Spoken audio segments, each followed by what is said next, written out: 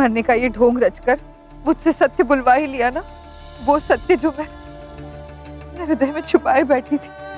हाँ, मुझे ये ढोंग रचना पड़ा माँ, किंतु आपसे ये मनवाने के लिए नहीं कि आप मेरी माँ हैं, बल्कि आपसे उन प्रश्नों के उत्तर प्राप्त करवाने के लिए भी जो पूरा स्वप्न बनकर मुझे आतंकित करते आ रहे हैं।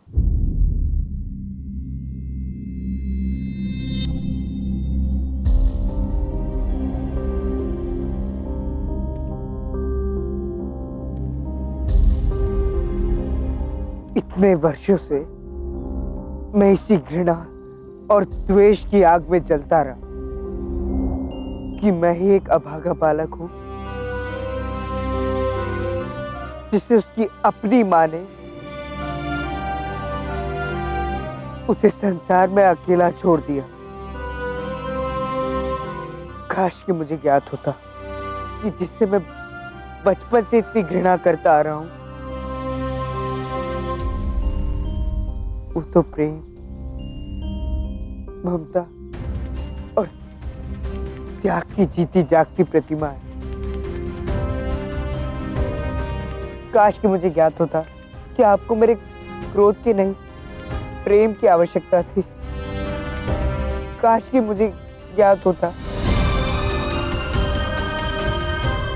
कि आपको मेरी सहायता की आवश्यकता थी, कि उस दुष्ट धनानंद की क्रूरता से आपको मुक्ति की आवश्यकता थी।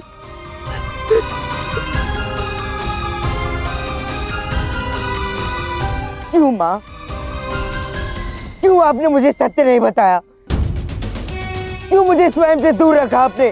क्यों माँ? क्यों? क्योंकि महत्वपूर्ण ये नहीं था कि तुम मेरे साथ जियो चंद्र, महत्वपूर्ण ये था कि तुम जियो। यदि तुम्हारा और मेरा संबंध संसार के सामने आ जाता तो धनानंद तुम्हें जीवित नहीं रखता, हत्या कर देता वो तुम्हारी। वीरभद्र की भांति।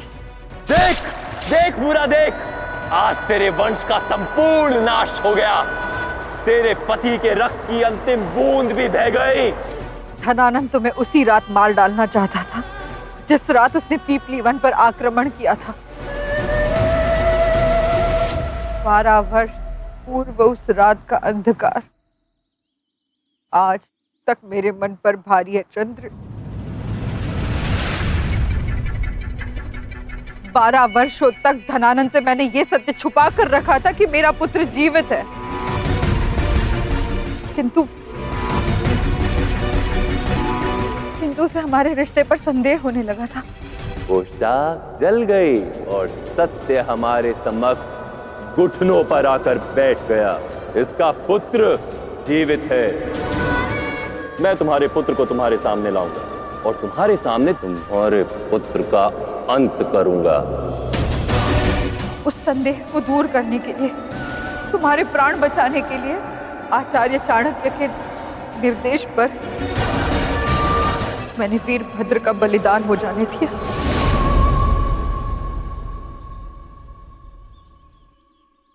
यदि मैं तुम्हारे पास आती, तुम्हें सत्य बताती, तो इतने वर्षों से दबी तुम्हारे मन में जो भावनाएं हैं वो तुम धनानंद के सामने व्यक्त कर देते, तुम्हारे प्राण संकट में आ जाते, वीरभद्र का बलिदान व्यर्थ चला जाता और मेरी वर्षों की तपस्या भी विफल हो जाती।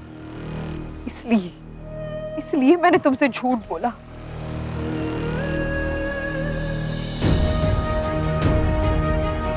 किंतु माँ, पीपली वन की महारानी, एक साहसिक क्षत्राणी इतनी विवश कैसे हो सकती है?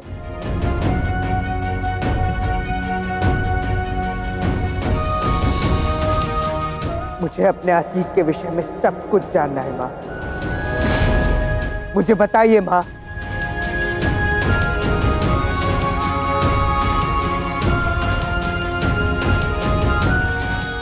वर्षों से मैं भी इस क्षण की प्रतीक्षा कर रही थी कि तुम्हें हमारे अतीत के बारे में सब कुछ बता दूं।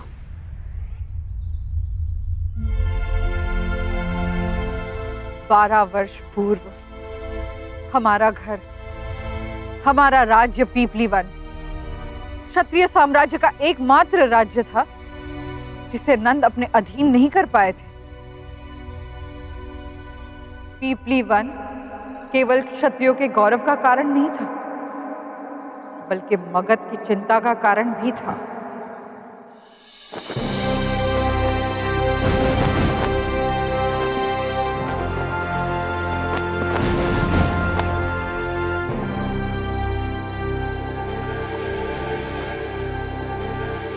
पिताश्री, पिताश्री, आपको मेरी ये नई केश सज्जा कैसी लगी? मुझे तो बहुत अच्छी लगी। आपका क्या विचार है? पूरे 5 नापितों से भिन्न भिन्न प्रकार की केश सज्जा कराई, तब जाके मुझे ये केश सज्जा अच्छी लगी। क्या लगता है आपको कल राज्य अभिषेक में सम्राट पद्मानंद के पुत्र धनानंद की ये केश सज्जा सबको अभिभूत करेगी? अच्छा लगा तुम्हारा अपने केशों के प्रति इतना प्रेम देखकर। अच्छा लगा, क्योंकि ये केश ही तो हैं जो हम नापितों की पहचान है। हमारा मूल इन्हीं से है। किंतु यदि जीवन में मूल से ऊपर उठकर कुछ अधिक करने की इच्छा हो तो ये पथ, धनानंद, ये पथ तुम्हें वहां तक ले जाएगा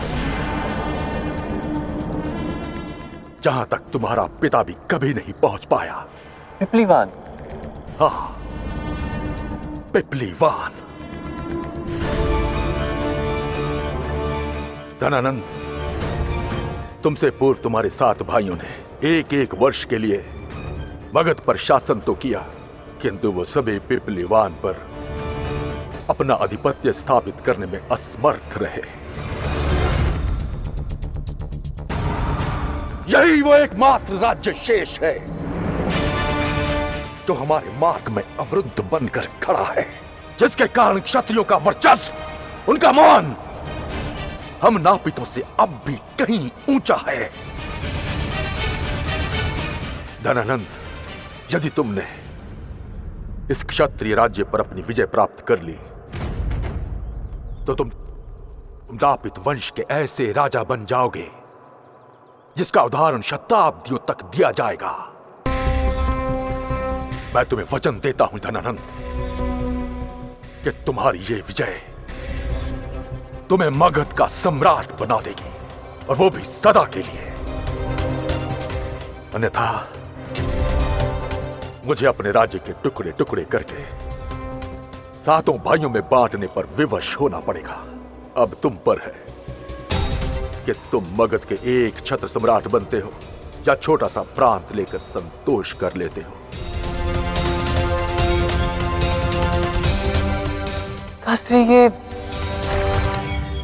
ये छोटा सा राज्य, इसको पराजित करने में कैसी कठिनाई? ना ना ना धनानंद, शत्रु के बल को उसके आकार से तोलने की कदापि चेष्टा मत करना।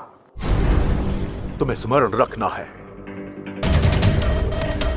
कि ये पिपलीवान राज्य अभी तक अजय है। वो महल नहीं है, एक दुर्ग है, दुर्ग, और उस दुर्ग को तोड़ना असंभव है। इतना दुर्गम कि कई राजाओं की पीढ़ियां लग गई उस दीवार को तोड़ने में, पर वो सफल नहीं हो पाए।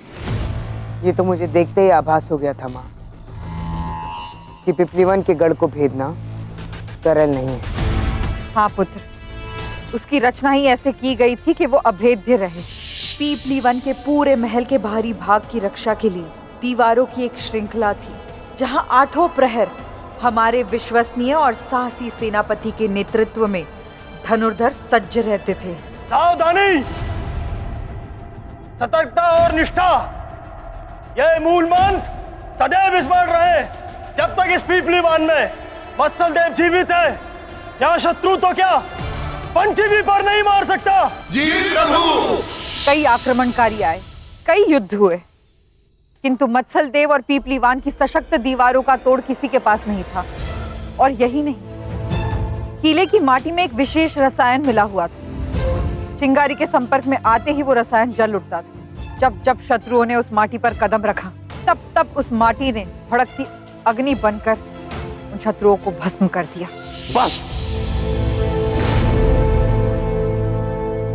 और नहीं सुनूंगा मैं पिपलीवान पुराण। धनानंद का राज्य अभिषेक हो चुका है। अब धनानंद लिखेगा पिपलीवान का नया इतिहास। मुझे हल चाहिए उन सैनिकों का, उन दीवारों का। पिपलीवान समय के पन्नों में खो जाएगा और वहां के पत्थरों पर छाप होगी तो केवल मगध की। कोई तो विकल्प होगा जिससे मैं पिपलीवान को अपने अधीन कर सकूं। क्या है वो विकल्प? किसी भी मूल्य पर मुझे विजयी होना है। विजय प्राप्त करना असंभव है। यदि आपने किसी भी तरह दुर्ग को हथिया भी लिया तो पिपलीवान आपसे पुनः छीन लिया जाएगा। छीन लेगा? धनानंद से उसका आनंद छीन लेगा? असंभव। मैं छीनूंगा उनसे उनका गौरव, उनकी शक्ति, वहां के क्षत्रियों का मान। पिपलीवान का नाश कर मैं बनूंगा चक्रवर्ती सम्राट। चक्रवर्ती सम्राट। चक्रवर्ती सम्राट। चक्रवर्ती सम्राट। क्षमा कीजिए सम्राट, किंतु नियति ने चक्रवर्ती सम्राट का भाग्य किसी और के लिए लिख दिया। लगभग 4 वर्ष पूर्व मैंने एक नवजात राजकुमार की कुंडली बनाई थी, जिसके भाग्य में लिखा था कि वो अजय है, कोई भी शत्रु उसको परास्त नहीं कर सकता। वो बनेगा चक्रवर्ती सम्राट, जो भारत को एक सूत्र में बांधेगा।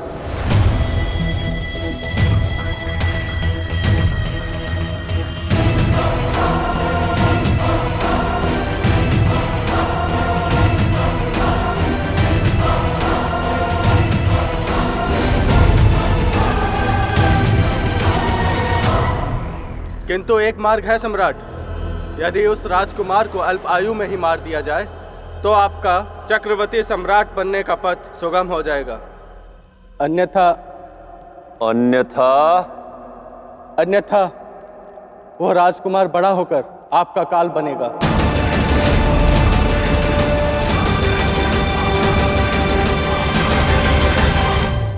ब्राह्मण देव, कौन है वो राजकुमार जो भविष्य में बनेगा मेरा काल? नाम ज्ञात नहीं है, किंतु इतना ज्ञात है कि वो और कोई नहीं, पिपलीवान का राजकुमार।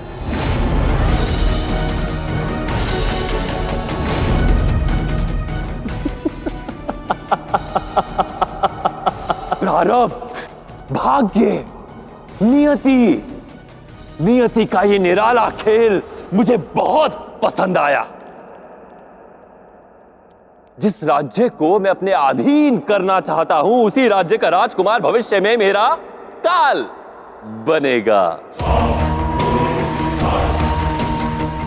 तो अब चक्रवर्ती सम्राट बनने के लिए मुझे उस नन्हे से राजकुमार की हत्या करनी होगी। दुखद तो है, किंतु हारना मुझे भाता नहीं, और नियति को हराने के लिए मेरा ऐसा करना आवश्यक है। वैसे एक और आवश्यक कार्य है जो अभी शेष है। जानते हैं वो क्या है ब्राह्मण देव? क्या सम्राट?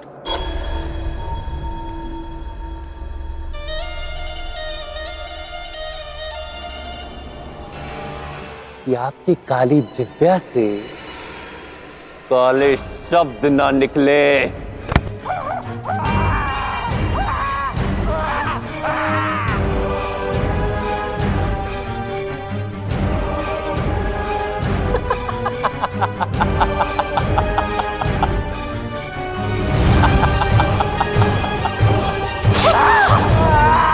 साधु,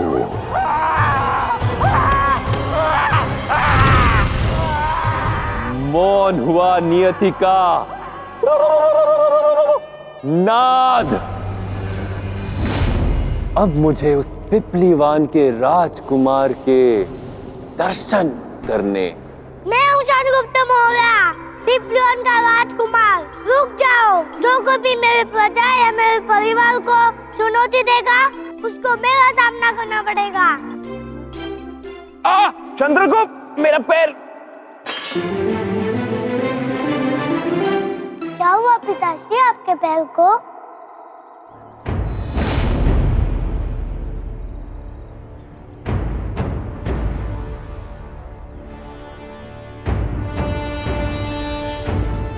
मेरे चंद्रगुप्त, आओ यहाँ।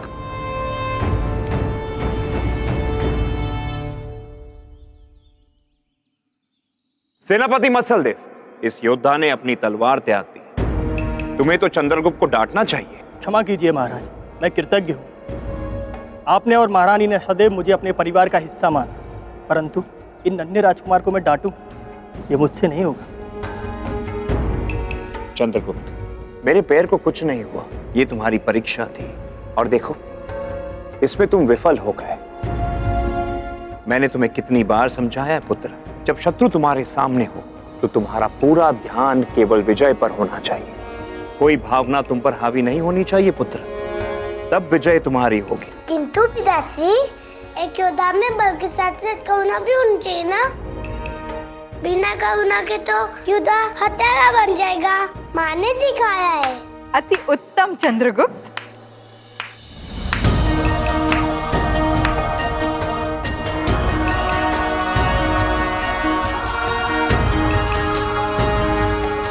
मैं अति प्रसन्न हूँ।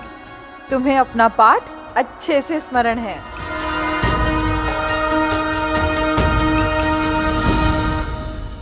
मूरा, ये क्या पाठ पढ़ा रही है आप चंद्रगुप्त को? मैं यहाँ दिन रात उसे एक सशक्त योद्धा बनाने का प्रयास कर रहा हूँ। और आप है कि उसे करुणा के भूल भुलैया में उलझा कर कोमल बना रही है। नहीं यार, एक सच्चे योद्धा की परिभाषा वही है जो अभी अभी आपको मेरे चंद्र ने समझाई। मूरा, ये उपहास की बात नहीं है। हम चारों ओर से शत्रु राज्य से घिरे हुए हैं और मैं चंद्रगुप्त को आने वाले कठिन समय के लिए सच कर रहा हूं, जहां उसे भविष्य की कई भयानक वास्तविकता से जूझना होगा।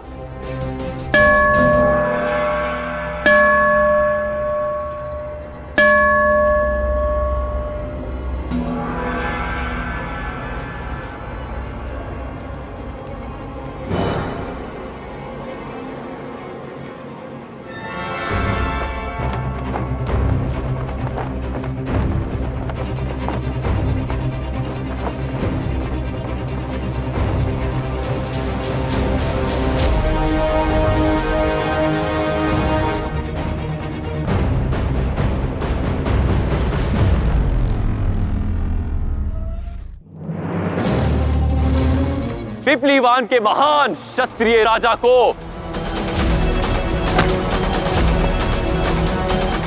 मगध नरेश धनानंद का प्रणाम।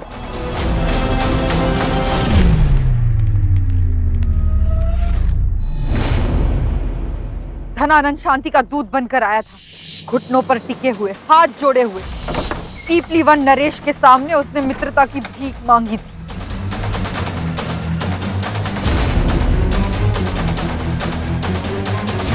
मेरे 7 भाइयों ने निरंतर आपके राज्य पर आक्रमण किया, किंतु हर बार वो आपके सामर्थ्य के आगे विफल रहे। मैं दूसरों की गलतियों से शिक्षा ग्रहण करने में विश्वास रखता हूं, इसीलिए आपके समक्ष मित्रता का प्रस्ताव लेकर आया। आशा करता हूं कि हमारे बीच की एक शत्रुता और द्वेष समाप्त हो जाएगा। इसीलिए मैं आपके लिए एक उपहार लाया हूं।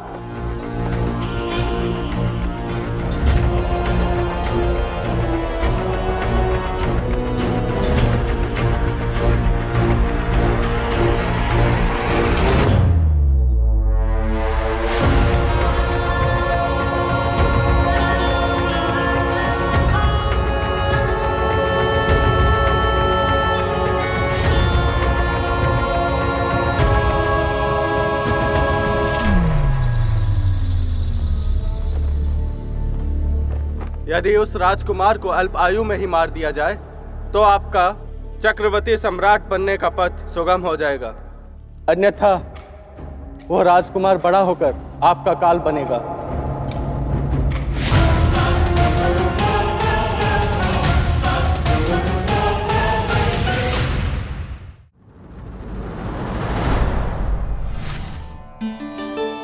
दूध में नींबू की कुछ बूंदें डालते ही दूध फट जाता है, परंतु उसी दूध में कितनी भी खांड डालो यह नहीं फटता। इसी प्रकार अपने जीवन में किसी भी व्यक्ति को स्थान देने से पूर्व या उसके साथ घुलने मिलने से पूर्व उसके व्यवहार, उसकी मंशा और उसकी प्रकृति को भली भांति समझ लो, क्योंकि आप जल नहीं जिसमें सब मिल जाएं। इसलिए सतर्क रहो, क्योंकि धूर्त की संगति का मूल्य आपको वैसे ही चुकाना पड़ सकता है जैसे दूध नींबू में मिलकर चुकाता है। नीतियां मेरी, नियति आपकी।